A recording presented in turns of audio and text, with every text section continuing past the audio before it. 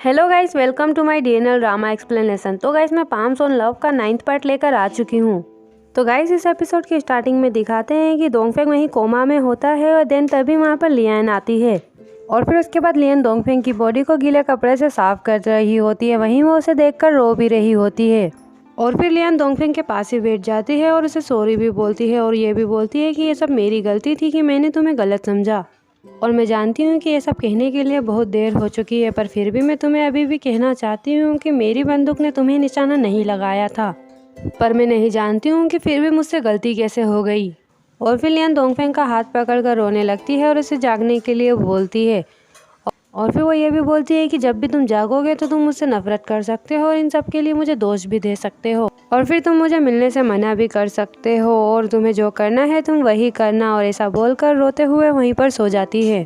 और फिर लियान जब सुबह उठती है तो डोंगफेंग का हाथ लियान के हाथ पर रखा होता है, जिसकी वजह से लियान को लगता है कि डोंगफेंग जाग गया था। पर लियान जब उसे आवाज़ देती है तो डोंगफेंग कुछ भी नहीं बोलता है क्योंकि वो तो अभी भी कोमा में ही होता है। तो लियान ये देखकर सैड हो जाती है और फिर उसके बाद वो वहाँ से जाने लगती है। पर तभी वहाँ पर मैंगमिंग भी आ जाती है और लियान को देखकर उससे पूछती है कि तुम यहाँ पर क्या कर रही हो। तो लियान बोलती है कि मैं डोंगफेंग का ध्यान रखने के लिए आई थी और जब भी वो घायल होता है तो मैं उसका ध्यान रखती हूँ। तो मैंगमिंग लियान से पूछती है कि तुम उसके लिए क्या हो। तो लियान भी उसे बोलती है जब वो जागेगा तो तुम ही उससे पूछ लेना, वो तुम्हें बता देगा। तो मैंगमिंग उसे चुड़ैल बोलती है और उसे जोर से एक थप्पड़ मारकर नीचे गिरा देती है और उससे बोलती है कि मैं जानती थी कि तुमसे निपटना इतना आसान नहीं होगा और तुम उसे बहलाने की कोशिश कर रही हो। वहीं वो जब कोमा में है तो तुम उसके सामने अच्छा बनने का नाटक कर रही हो और उसे वहाँ से चले जाने के लिए बोलती है।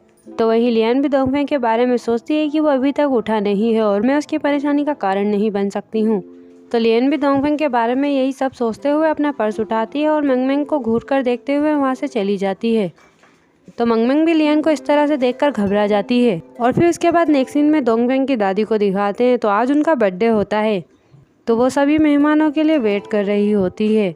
तो वहीं कोई भी मेहमान नहीं आया होता है। तो दादी जेंग से पूछती है कि क्या तुमने सभी को इनविटेशन भेज दिया था।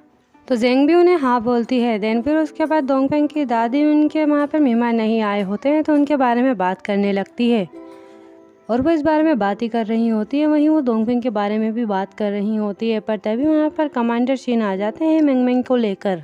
तो डोंगफेंग की दादी उनके आने के लिए उन्हें थैंक यू बोलती है। वहीं फिर वो बोलते हैं कि आखिरकार हम समधी बनने वाले हैं और मैं आपके बर्थडे में कैसे नहीं आता। तो वहीं डोंगफेंग की दादी कमांडर से बोलती है कि मैं जानती हूँ कि आप इन 3 देशों के मामलों में बहुत ही ज़्यादा बिजी रहते हैं, पर मुझे यहाँ पर आपको देखकर बहुत ज़्यादा खुशी हुई है। तो कमांडर भी ये सुनकर खुश होते हैं और डोंगफेंग की दादी भी ये सब देखकर खुश होती है। देन फिर उसके बाद डोंगफेंग की दादी को मैंगमिंग और जिहाई दोनों ही बर्थडे विश करते हैं और उन्हें लंबी लाइफ जीने के लिए बोलते हैं। देन फिर उसके बाद कमांडर मैंगमिंग की शादी के बारे में डोंगफेंग की दादी से बात करते हैं। तो दादी डोंगफेंग के बारे में बोलने लगती है। तो वहीं कमांडर उसे बोलते हैं कि ये डोंगफेंग के बारे में नहीं है। तो कमांडर डोंगफेंग के बदले किसी और के बारे में सोचने का बोलते हैं। तो वहीं फिर वो जिहाई का नाम लेते हैं और कमांडर ये भी बोलते हैं कि बिना गवर्नर के इस सिटी को नहीं चलाया जा सकता है और इसीलिए मैंने दूसरे 2 देशों के गवर्नर से इस बारे में बात की है। तो उन्होंने भी जिहाई को एक्टिंग गवर्नर के रूप में चुना है और माना कि ये युद्ध में नहीं था, पर ये शू फैमिली से है, इसीलिए मुझे लगता है कि आर्मी इसे एक्सेप्ट कर लेगी। तो डोंगफेंग की दादी भी ये सुनकर खुश होती है। वहीं मैंगमिंग ये सुनकर गुस्सा होती है और बोलती है कि आपने इस बारे में मुझसे बात क्यों नहीं की। और जिहाई के बारे में बोलती है कि मुझे ये पसंद नहीं है, मुझे बस डोंगफेंग ही चाहिए। तो मैंगमिंग के पापा मैंगमिंग को चुप रहने के लिए बोलते हैं। वहीं फिर वो डोंगफेंग की दादी से भी डोंगफेंग के बारे में बात करते हैं कि डोंगफेंग एक अच्छा इंसान है, पर डॉक्टर ने कहा है कि डोंगफेंग अभी शायद नहीं उठेगा, इसीलिए मुझे मैंगमिंग के बारे में सोचना पड़ेगा। तो डोंगफेंग की दादी भी कमांडर से बोलती है कि मैं आपकी बात को समझती हूँ और हंसते हुए बोलती है। तो वहीं मैंगमिंग भी गुस्से से बोलती है कि अगर वो नहीं भी उठा तो भी मैं हमेशा उसकी ही साइड रहूंगी। तो कमांडर वहीं मैंगमिंग को ही चिल्लाते हैं और बोलते हैं कि तुम इन सब से दूर रहो और वही करो जो मैं कहता हूँ। तो मैंगमिंग ये सुनकर सैड हो जाती है। वहीं जिहाई बोलता है कि भले ही डोंगफेंग की हालत अभी खराब है, पर दादी मैं आपके पास अभी भी हूँ और मैं हम सबको प्रोटेक्ट करूँगा। वहीं डोंगफेंग ये कहते हुए आ जाता है कि किसने कहा कि मैं नहीं उठूँगा। तो वहीं डोंगफेंग को इस तरह से देख के कमांडर तो शौक ही हो जाते हैं और डोंगफेंग की दादी भी डोंगफेंग को देखकर खुश होती हैं। वहीं लियान और मैंगमिंग भी उसे देखकर खुश होती हैं और वहीं जिहाई तो डोंगफेंग को देखकर घबरा जाता है। देन फिर उसके बाद कमांडर डोंगफेंग से पूछते हैं कि तुम जब उठे थे तो तुम सबसे पहले मुझसे मिलने क्यों नहीं आए। और बोलते हैं कि अब जब तुम ठीक हो तो तुम्हारी और मेंगमेंग की शादी की डेट हम फिक्स करते हैं ताकि हम जल्दी ही एक परिवार बन सके। और वहीं जिहाई दोंगफेंग से बोलता है कि मैं तुम्हारे लिए बहुत खुश हूँ, पर मैं तुम्हारी जगह कभी नहीं लेना चाहता था, पर ये सिचुएशन की वजह से हुआ है। तो वहीं दोंगफेंग जिहाई की तरफ देखते हुए बोलता है कि अच्छा तो ऐसा है। वहीं फिर वो किसी को अंदर लाने के लिए बोलता है और तभी 2 गार्ड एक आदमी को लेकर आते हैं। तो दोंगफेंग उस आदमी के बारे में बताता है कि ये वही आदमी है जिसने मुझे शूटिंग रेंज पर शूट किया था। तो वहीं लियन भी ये सब देखकर सोचती है कि जिहाई ही इसके पीछे था।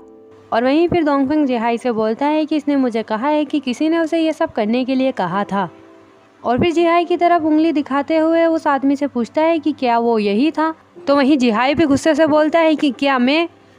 देन तभी वो इंसान भी बोलता है कि हाँ ये वही है, इसने ही मुझे तुम्हें मारने के लिए 1 लाख रुपए दिए थे। तो जिहाई भी उस आदमी से बोलता है कि बकवास बंद करो। तो वहीं दोंगफेंग की दादी जिहाई से बोलती है कि मुझे यकीन नहीं हो रहा है कि तुम अपने भाई को ही मारने की कोशिश कर सकते हो। तो जिहाई दोंगफेंग की दादी से बोलता है कि यहाँ पर सच में किसी को गलतफहमी हुई है। वहीं दोंगफेंग से भी बोलता है कि तुम ऐसे अजनबी पे कैसे भरोसा कर सकते हो और मुझे किसी ने फंसाने की कोशिश की है। तो वहीं दोंगफेंग जिहाई से बोलता है कि तुम इसे झुटलाने की कोशिश मत करो।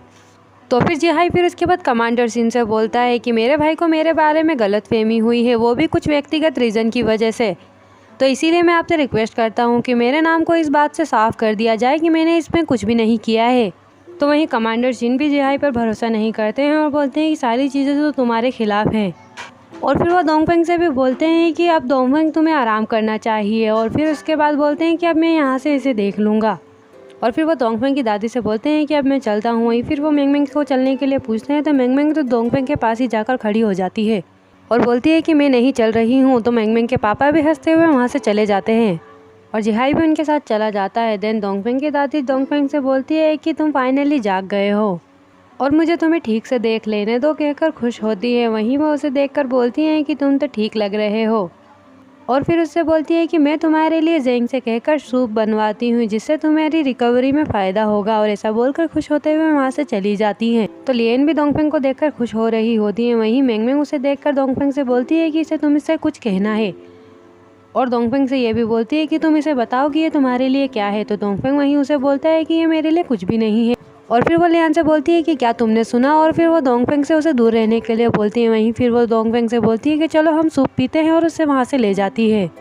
और फिर उसके बाद नेक्स्ट सीन में दिखाते हैं कि लियन अकेले ही बैठकर दोंगफेंग की बात को याद कर रो रही होती है। पर तभी वहाँ पर दोंगफेंग आता है और लियन से बोलता है कि मैंने तुम्हें तुम्हारे पुराने दिनों की खातिर छोड़ दिया है, पर फिर भी तुम्हारी यहाँ पर रहने की हिम्मत कैसे हुई। तो लियन अपने आंसू पोंछते हुए उठती है और उसे बोलती है कि मैं तब तक यहाँ से नहीं जाऊँगी जब तक मैं अपना बदला नहीं ले लेती। तो दोंगफेंग ये सुनकर अपने जेब में से बंदूक निकालता है और लियन के हाथ में देता है और फिर उसे अपने सीने पर रखता है और उसे बोलता है कि तुम मुझे शूट करो और अपनी फैमिली का बदला ले लो। तो लियन दोंगफेंग से अपना हाथ छुड़ा लेती है और उसे बोलती है कि मैं जानती हूँ कि मैंने गलती की है और मैंने तुम्हें गलत समझा है। तो दोंगफेंग बोलता है कि जिसने मुझे घायल किया है वो तुम नहीं थी और जो बुलेट मेरी बॉडी में थी वो तुम्हारी बंदूक से नहीं निकली थी क्योंकि तुम्हें यूज़ किया गया है। और बोलता है कि पर तुमने मुझे शूट किया है, क्या नहीं किया है। तो लियन भी ये सुनकर रोते हुए उसे सॉरी बोलती है। तो दोंगफेंग लियन से बोलता है कि मैंने तुम्हारे लिए बहुत कुछ किया, पर देखो अब मुझे क्या मिला है, तुम्हारा शक और मुझ पर भरोसा ना करना, और तुमने तो मुझ पर बंदूक भी तान दी थी और अब मुझे पता चला है कि तुम असल में क्या हो और हमारा प्यार भी तुम्हारे लिए कोई मायने नहीं रखता है।